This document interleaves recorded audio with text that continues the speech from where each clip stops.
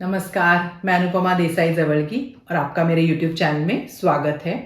अभी रिसेंटली एक वीडियो किया हुआ था जिसमें बताया था कि अगर आपको थकान महसूस हो रही है, आपको लो एनर्जी लग रही है, तो आपको ये चेक करना पड़ेगा कि आप ठीक से सो रहे हैं या नहीं, क्योंकि नींद का असर हमारी थकावट पे बहुत ज़्यादा होता है। तो तब बहुत लोगों ने बताया मुझे मराठी चैनल पे भी कि उन्हें स्लीप के बारे में ज़्यादा जानने में इंटरेस्ट है। तो आज इस वीडियो में मैं नींद और या स्लीप के बारे में बात करने वाली हूँ। ये जो बुक है इस पे बेस्ड आज मैं मेरे नोट्स जो मैंने इस बुक में से निकाले हैं उस पे मैं बात करने वाली हूँ, वो मैं शेयर करने वाली हूँ। ये है मैथ्यू वॉकर इनका लिखा हुआ why we sleep, international best seller book है। मैथ्यू वॉकर एक न्यूरो साइंटिस्ट है और वो डायरेक्टर हैं यूसी बर्कले के centre for human sleep science के। इस बुक में उन्होंने स्लीप के बारे में बहुत डिटेल रिसर्च शेयर किया हुआ है। काफ़ी लोग बुक के बाद में जब वीडियो बनाती हूँ तो पूछते हैं कि कैसे बाय कर सकते हैं, तो डिस्क्रिप्शन बॉक्स में मैं ये इस बुक की लिंक दे रही हूँ। तो आप वहाँ से मतलब लिंक से इजीली बुक फाइंड करके, आपको ज़्यादा इन्फॉर्मेशन चाहिए तो आप ज़रूर, मैं रिकमेंड करूँगी कि आप बुक पढ़िए, क्योंकि बहुत इंटरेस्टिंग इन्फॉर्मेशन है बुक में। तो अभी नींद पे बात करना क्यों ज़रूरी है। नींद एक ऐसी चीज़ है जो हमारे बहुत सारी चीज़ों पे हम उसका असर पड़ता है। मतलब हमें पता भी नहीं रहता कि इतनी सारी चीज़ों को के पर नींद का असर हो सकता है। अब इसमें क्या क्या है, तो उसमें हमारी क्रिएटिविटी है, हमारी निर्णय लेने की क्षमता है, मतलब लॉजिकल थिंकिंग है, डिसीजन मेकिंग है। ये सारी चीज़ों पे हमारे नींद का असर पड़ता है। हेल्थ के मामले में भी हमारी इम्यून सिस्टम, हमारी रोग प्रतिकार शक्ति जो होती है उस पर बहुत असर पड़ता है। हमारा हार्ट हेल्थ, मेंटल हेल्थ, यही सारी चीज़ों पे इसका नींद का असर पड़ता है। और ऐसे मतलब बुक में तो उन्होंने कहा है कि the shorter your sleep the shorter your life span, मतलब पूरी ज़िंदगी पर, हमारी ज़िंदगी की लंबाई पर इसका इतना नींद का असर है।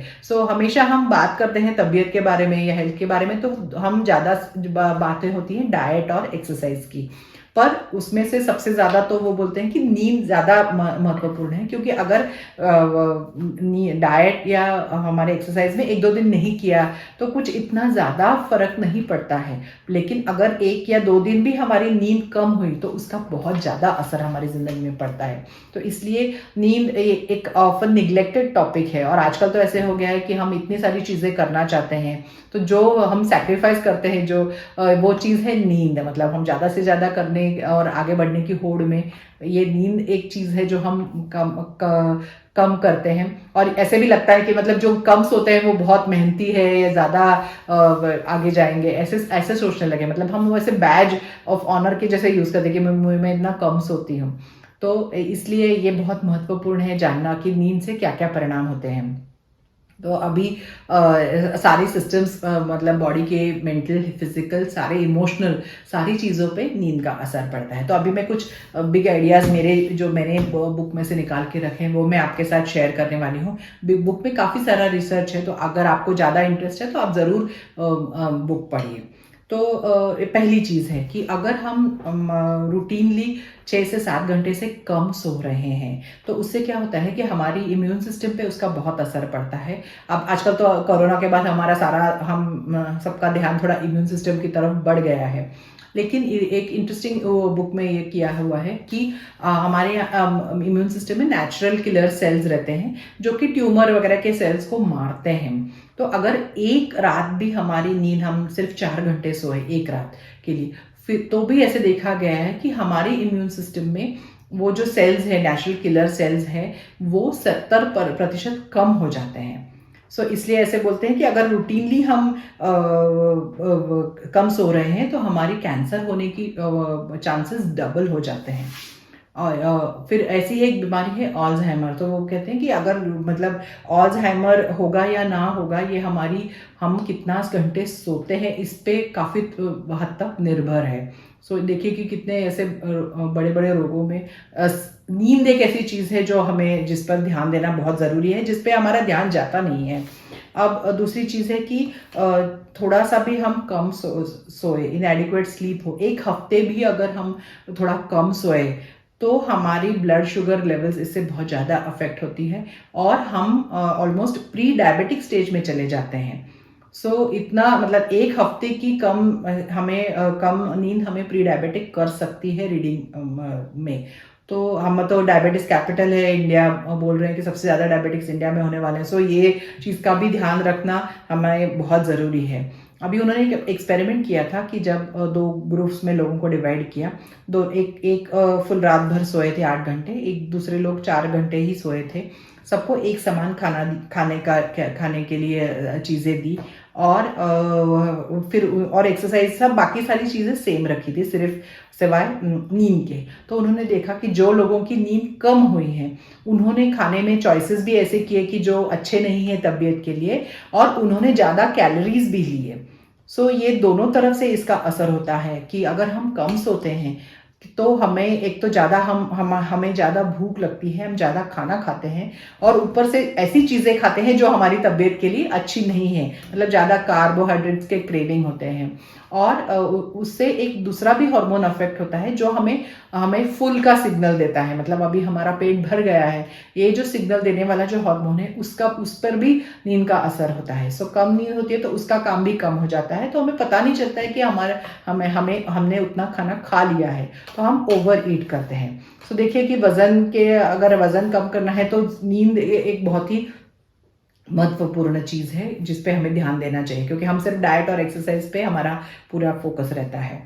अभी एक और चीज़ है कि ये नींद डिटरमाइंड मतलब किस पे डिपेंडेंट होती है। तो हमारी एक सर्केडियन रिदम होती है मतलब 24 आवर्स में, जो 12 से 16 घंटे की रहती है कि 12 से 16 घंटे हम जागे हुए रहेंगे और बाकी टाइम हमारा स्लीप में जाएगा।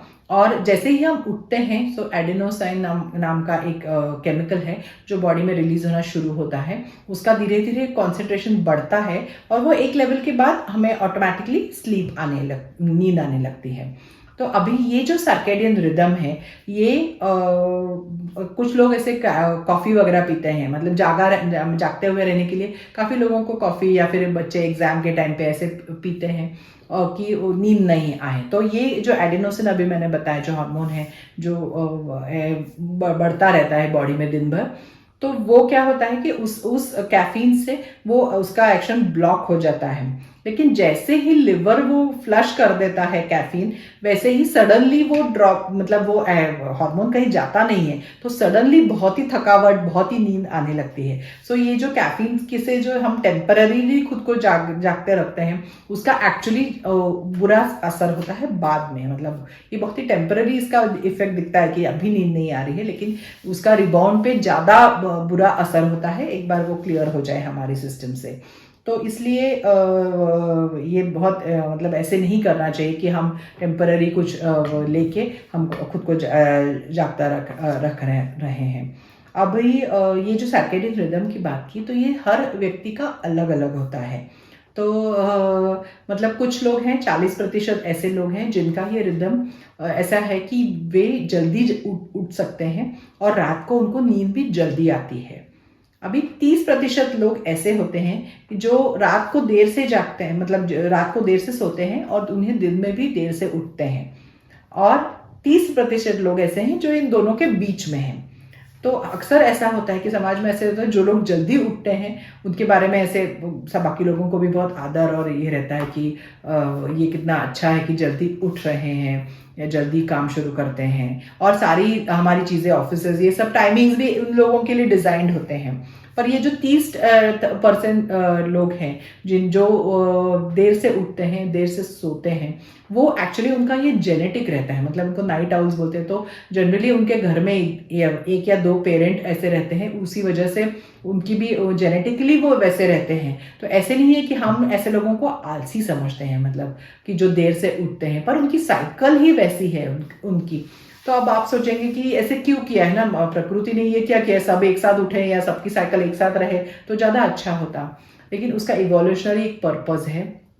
जब हम पहले जो मतलब ऐसे ग्रुप में रहते थे, ऐसे कुछ अपने अलग अलग घर या ऐसे अलग अलग बेडरूम में सोते थे, ऐसे नहीं था। जब हम ओपन में सोते थे, काफ़ी मतलब पहले की बात है, तो तब क्या था कि हमें डर था, मतलब अदर वाइल्ड एनिमल से, बाघ, सिंह, कहीं खुले में सो रहे हैं तो ये सारी चीज़ों का डर रहता है, या कोई दूसरा हमला करे ऐसा डर रहता है। तो तब क्या था कि सारे लोग अगर एक ही समय पर सोए तो फिर धोखा ज़्यादा है। मतलब प्रोटेक्शन के लिए प्रकृति ने ऐसे डिज़ाइन किया है कि कुछ लोगों को पहले नींद आती है, कुछ लोगों को बाद में नींद आती है। सो ऐसा समय कि जब सब लोग सो रहे हैं, ऐसा समय कम हो जाता है ताकि हम सुरक्षित रहे। तो ये नेचर ने हमारी सुरक्षा के लिए ये डिज़ाइन किया हुआ है। अभी तो ये कुछ ये नहीं है, पर वो उनका अभी जेनेटिक अभी है लोगों का वैसे। तो हम अक्सर जो लोगों को आलसी ऐसे समझते हैं, जो देर से उठते हैं, तो ऐसा हो सकता है कि वे उनका जेनेटिक मेकअप वैसा है, वो उस 30% में है जिनका रिदम अलग चल रहा है।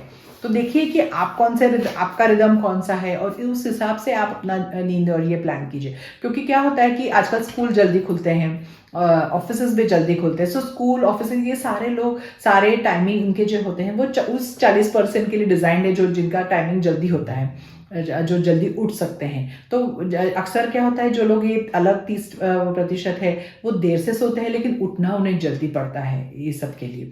सो उनका जो ये स्लीप का डेफिसिट है, उनकी नींद ज़्यादा कम हो जाती है और लोगों के कंपैरिजन में। तो उसका ध्यान रखना चाहिए। हमें भी ये जान लेना चाहिए कि हम कौन से रिदम में हैं, हम कौन सा टाइम है जब हमें फ्रेश लगता है, हम अच्छे से काम कर सकते हैं, तब हमें हमारा स्केड्यूल उस जैसे एडजस्ट करना चाहिए।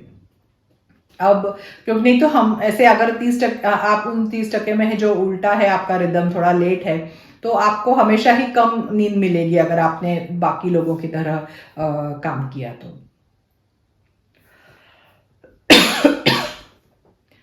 अब दूसरा तो ये तो प्रकृति ने हमें ये दिया हुआ है, तो उसका हमें आदर करना चाहिए। अब दूसरा है कि ये तो सारे हेल्थ के तो सारे सिस्टम्स पे नींद का असर होता है। अभी दूसरी एक चीज़ बहुत इंपॉर्टेंट है, वो है इंफॉर्मेशन प्रोसेसिंग। हम जो इंफॉर्मेशन दिन भर लेते हैं वो उसकी सारी प्रोसेसिंग रात को होती है।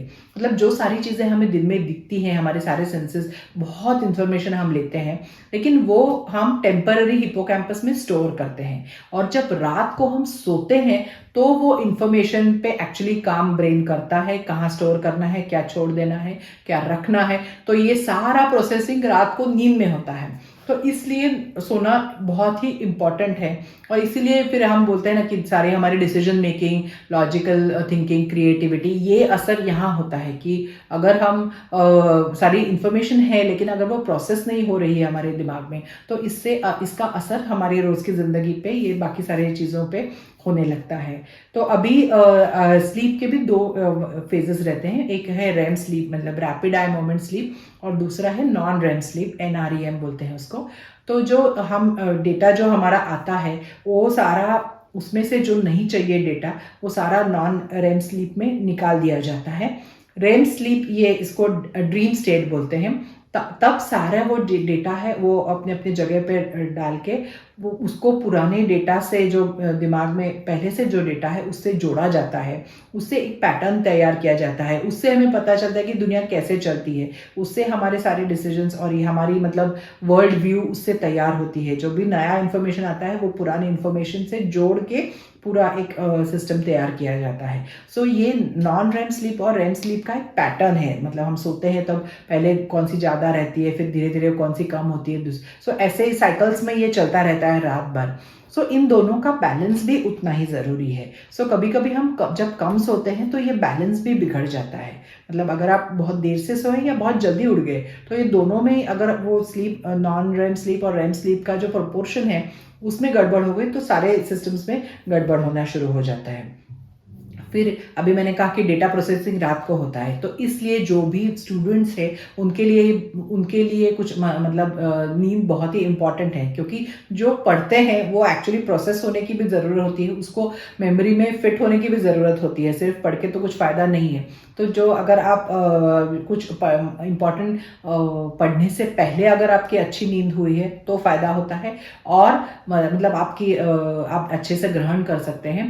और कुछ पढ़ने के बाद भी अब आप अच्छे से सोए तो ये सारी प्रोसेसेस जो है मेमोरी में बैठाने की, वो अच्छे से हो जाती है। सो जो स्टूडेंट्स है वो एक्चुअली सब नाइट आउट मारते हैं कि नहीं हमें मतलब पढ़ाई ज़्यादा है तो सोना नहीं है, लेकिन उसका ऐसे फ़ायदा नहीं होता है, क्योंकि भूल जाते हैं ना ना, मतलब कितना भी पढ़े तो कभी कभी याद नहीं रहता है, क्योंकि वो मेमोरी में गया ही नहीं है, उसका प्रोसेसिंग ठीक से हुआ नहीं है। सो स्टूडेंट्स के लिए भी बहुत इंपॉर्टेंट है। अभी एथलीट्स लोगों के लिए भी, जो भी खिलाड़ू है उनके लिए भी ये बहुत नींद इंपॉर्टेंट है। उनका परफॉर्मेंस भी ये नींद पे डिपेंडेंट है। मतलब रॉजर फेडरर जैसे प्लेयर बोलते हैं कि मैं 12 घंटे सोता हूँ, मतलब 10 घंटे रात को और 2 घंटे दोपहर को नैप लेते हैं। या फिर हुसैन बोल्ट, सारे जो वर्ल्ड क्लास एथलीट्स हैं वो सारे अपने स्लीप नींद को बहुत प्रायोरिटाइज करते हैं। तो और ऐसे देखा गया है कि एक लीनियर ग्राफ है, मतलब जितना हम घंटे सोए और इंजुरी, इसका डायरेक्ट प्रोपोर्शन रहता है। मतलब जितनी कम नींद है उतना इंजुरीज के चांसेस हमारे बढ़ते हैं। सो ये भी एक बहुत महत्वपूर्ण फैक्टर है कि हमें, मतलब आप अगर स्टूडेंट है तो भी है, हेल्थ के लिए तो सबके लिए है, और अगर आप स्पोर्ट्स पर्सन है तो भी आपको ये नींद पे ध्यान देना बहुत इम्पोर्टेंट है। अभी ये हो गए बेसिक्स स्लीप के साइंस के बारे में, जिसके एडिशनल इन्फॉर्मेशन आप बुक में से ले सकते हैं। अभी मैं पूरे एक 12 टिप्स शेयर करने वाली हूँ जो उन्होंने बुक में शेयर किए हैं, जो नींद के लिए इम्पॉर्टेंट है। मतलब अच्छी नींद आने के लिए जो 12 चीज़ें हमें मदद कर सकती हैं, उसके बारे में मैं शेयर करने वाली हूँ। अभी ये 12 टिप्स में से फर्स्ट है कि हमें एक टाइम टेबल के अनुसार सोना चाहिए। मतलब एक ही टाइम पे उठना चाहिए, एक ही टाइम पे सोना चाहिए। आजकल क्या होता है, मोस्ट ऑफ द टाइम हम लोग एक्चुअली उठने का टाइम तो सेट करते हैं, लेकिन सोने का टाइम हमारा बढ़ता जा रहा है। तो सोने का मतलब सोने के लिए जाने का टाइम हमारा आगे आगे जाता जा रहा है। तो उन्होंने एक बहुत अच्छी टिप दी है कि आप मतलब जैसे उठने का टाइम सेट करते हैं, अलार्म सेट करते हैं, वैसे सोने के लिए भी एक अलार्म रखिए, तो उस टाइम से आपको सोना ही है। अभी काफ़ी बार ऐसा होता है इसमें कि हम सोचते हैं कि हम अभी वीकडे में बहुत काम कर लेंगे और वीकेंड को सो जाएंगे, मतलब ज़्यादा कॉम्पेंसेट कर लेंगे। तो वो बोलते हैं कि ऐसे क्रेडिट कार्ड के जैसे नहीं है कि अभी मैंने खर्च किया और बाद में मैं इसको पे करूँगा, तो उसका फ़ायदा नहीं होता है। रोज़ उतनी नींद होना ज़रूरी है। सो ऐसे नहीं है कि अभी की सारा जो भी बैकलॉग है वो बाद में ज़्यादा सो के हम भर सकते हैं। सो उसका वो असर नहीं होता है जो रोज़ उतने घंटे सोने से होता है। सो ये एक बहुत इम्पॉर्टेंट है, इसलिए वो रोज़ सोना और उसी टाइम पे उठना ये ज़्यादा इम्पॉर्टेंट है, ना कि हफ्ते में नहीं सोना और सैटरडे संडे को पूरा दिन सोना। सो ये एक डिस्टिंक्शन उसमें है। और दूसरी चीज़ है कि अभी सेकंड जो है कि एक्सरसाइज बहुत अच्छी चीज़ है। दिन में 30 मिनट तो आपका कुछ तो एक्सरसाइज होना चाहिए, जिससे आपके नींद में फ़ायदा होता है। लेकिन ये एक्सरसाइज सोने से पहले 2-3 घंटे नहीं करना है। क्योंकि फिर वो काम डाउन होके नींद लगने में दिक्कत आती है। इसलिए हमेशा एक्सरसाइज पहले करना है दिन में। अभी तीसरा जो है वो कैफ़ीन, इसमें पहले भी मैंने बात की है। तो कैफ़ीन का क्या होता है कि बहुत लोग कैफ़ीन में मतलब कॉफ़ी हो, कोला हो, या फिर चाय हो, कुछ चॉकलेट में, जिसमें ज़्यादा कैफ़ीन होती है वो अपनी स्लीप साइकिल पे अफेक्ट करता है। और सिगरेट में जो निकोटीन होता है वो भी एक स्टिमुलेंट है, उससे भी नींद नहीं आती है। ये चीज़ों का इस्तेमाल कम करना है। फिर अल्कोहलिक ड्रिंक से भी वही असर होता है। अल्कोहल कभी कभी ऐसा इंप्रेशन देता है कि अल्कोहल से नींद अच्छी आती है या रिलैक्स हो जाते हैं, लेकिन अल्कोहल कंज्यूम करने के बाद हमारी रेम स्लीप पे इफेक्ट होता है। हमारी रेम स्लीप हमें नहीं लगती है, मतलब रैपिड आई मूवमेंट वाली जो स्लीप है जिसमें सारे मेमोरी कनेक्शन, जो ड्रीम स्टेट है वो स्टेट नहीं होता है। अब हम ज़्यादा मे बी ज़्यादा सोते हैं, लेकिन वो उसका जो बैलेंस है नॉन रेम और रेम स्लीप का वो बिगड़ जाता है, तो इसलिए उसका वैसे फ़ायदा नहीं है। इसलिए वो भी अवॉइड करने की चीज़ है। पांचवी जो चीज़ उन्होंने बताई है कि वो है कि सोने से पहले ज़्यादा हैवी खाना नहीं खाना चाहिए। ये हम सब जानते हैं, एसिडिटी होती है, ज़्यादा हैवीनेस की वजह से नींद नहीं आती है। या फिर ज़्यादा लिक्विड भी नहीं पीना चाहिए, क्योंकि फिर बाथरूम यूज़ करने के लिए बार बार उठना पड़ता है और फिर हमें वापस नींद लगने में प्रॉब्लम आता है। अभी 6th पॉइंट ये है कि अगर आप कोई दवाई ले रहे हो, काफ़ी हार्ट मेडिकेशंस या ऐसे कुछ मेडिकेशंस होते हैं जो स्लीप साइकिल को अफेक्ट करते हैं, तो उसका टाइमिंग वगैरह कुछ चेंज करना है। ये अगर आपको नींद नहीं आ रही है तो आप आपके डॉक्टर से ये कंसल्ट कीजिए। या फिर आपने कोल्ड और फ्लू मेडिसिन भी होते हैं जो स्लीप साइकिल को अफेक्ट करते हैं, वो भी डॉक्टर से आप बात करके चेक कर लीजिए कि उसका नींद पे कुछ असर तो नहीं है। अभी एक्चुअली बुक में कहा गया है कि आइडियल स्लीप क्या है कि 8 से 9 मतलब 8 आवर्स ऑफ स्लीप रात को 8 घंटा, और दोपहर को आधा से 1 घंटा का छोटा नैप। ऐसे जो लेते हैं उनका लाइफ स्पैन बहुत अच्छा रहता है। मतलब जहाँ लोगों की लाइफ एक्सपेक्टेंसी ज़्यादा है, जब वहाँ पे ये पैटर्न देखने को मिला है। तो लेकिन उसमें अभी ये टिप्स में वो बताते कहते हैं कि नैप दोपहर का बहुत अच्छा है, लेकिन वो 3 बजे से पहले लेना चाहिए। सो 3 PM के पहले आपको अपना नैप खत्म करना चाहिए, क्योंकि फिर बाद में रात के नींद आने में तकलीफ होती है। तो उसके बाद ये है कि नेक्स्ट 8वां जो पॉइंट है वो है कि सोने से पहले रिलैक्स होना चाहिए। काफ़ी से आजकल हम क्या करते हैं कि बहुत एक्टिविटी रहते हैं, बहुत ब्रेन हमारा चलता रहता है, और सडनली हम जाके सोने की कोशिश करते हैं सारे काम छोड़ के, तो तब हमें नींद आने में मुश्किल होती है। सो उसमें बीच में एक बफर टाइम होना चाहिए जब जहाँ आप रिलैक्स होते हैं। सो रिलैक्सेशन के लिए मे बी मेडिटेशन हो, कुछ ऐसे गाइडेड रिलैक्सेशन जैसे मेडिटेशन कर सकते हैं, या फिर आप कुछ तो पढ़ सकते हैं, या कुछ म्यूज़िक सुन सकते हैं, जिससे आप थोड़ा आपके अपने विचारों से बाहर आए और एक्टिव इससे थोड़ा सा नींद की तरफ जाते हुए बीच में एक थोड़ा सा बफर रहे जिसमें आप थोड़े स्लो डाउन हो जाएं। तो ये एक बहुत इम्पॉर्टेंट चीज़ है कि अनवाइंड होना चाहिए नींद आने से पहले। अभी 9वां पॉइंट ये है कि आप नहाने मतलब एक हॉट बाथ या गर्म पानी से नहा सकते हैं। अगर आपको नींद आने में प्रॉब्लम होती है तो नहाने से भी काफ़ी फ़ायदा होता है नींद सोने से पहले। 10वां पॉइंट है कि अपना बेडरूम आप डार्क रखिए, अंधेरा कीजिए, उसमें लाइट कम कीजिए, उसमें ये मत कीजिए टेम्परेचर थोड़ा ठंडी साइड पे रखिए, तो ज़्यादा अच्छी नींद आती है। अब ब्राइट लाइट, आवाज़ सब कम होना चाहिए, और टीवी, फ़ोन, कंप्यूटर, लैपटॉप, ये सारी चीज़ें बेडरूम में नहीं होनी चाहिए, या नींद से पहले यूज़ नहीं करना चाहिए। आप तो सब जानते हैं आजकल इतना रिसर्च है कि ब्लू लाइट से कैसे अफेक्ट होता है, और आजकल तो हम ऐसे कि आखिरी चीज़ हमारे हाथ में फ़ोन रहती है, और उठते ही हमारे हाथ में पहली चीज़ फ़ोन रहती है। तो ये सारी चीज़ें अगर आपको नींद की प्रॉब्लम तो अवॉइड करनी चाहिए, या अच्छी नींद के लिए इन पे ध्यान रखना चाहिए कि ये बेडरूम में इनका इस्तेमाल आप ना करें। फिर गद्दा और तकिया आपको जैसे कंफर्टेबल है वैसे आप डिज़ाइन मतलब यूज़ कर सकते हैं। अभी 11वां जो पॉइंट है कि दिन में आपको सनलाइट का एक्सपोजर होना बहुत फ़ायदेमंद रहता है। सो उनका रिकमेंडेशन है कि दिन में 30 मिनट तो आपके ऊपर आप सनलाइट में जाना चाहिए आपको। अगर आपको नींद की प्रॉब्लम है तो आप ये टाइम बढ़ा के 1 घंटा कीजिए। सो मतलब हमारी जो रिदम है वो सन के ऊपर डिपेंडेंट रहती है, तो हम एडजस्ट होने के लिए आसान होता है अगर आपको सनलाइट एक्सपोजर हो।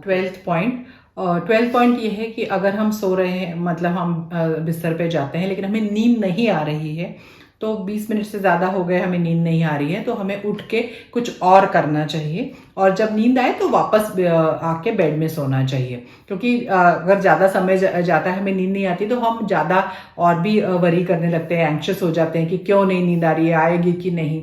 तो इससे एक्चुअली नींद आने में और देर लगती है। सो इससे बेहतर है कि आप उठ के कुछ और करके फिर वापस सोने के लिए आए जब आपको नींद आए ऐसा लग रहा है। तो ये थे 12 टिप्स हैं जो आपको अच्छी नींद के फॉलो करने के लिए यूज़फुल हो सकते हैं। आपको कैसे लगा ये मुझे बताइए कमेंट में। किसको नींद की प्रॉब्लम है तो प्लीज़ उनके साथ शेयर कीजिए, तो उनको भी फ़ायदा हो सकता है, वो भी बुक पढ़ के और इन्फॉर्मेशन ले सकते हैं। और सब्सक्राइब कीजिए चैनल को, और ऐसे ही मैं आपको अगले वीडियो में मिलूँगी एक नए टॉपिक के साथ। Thank you.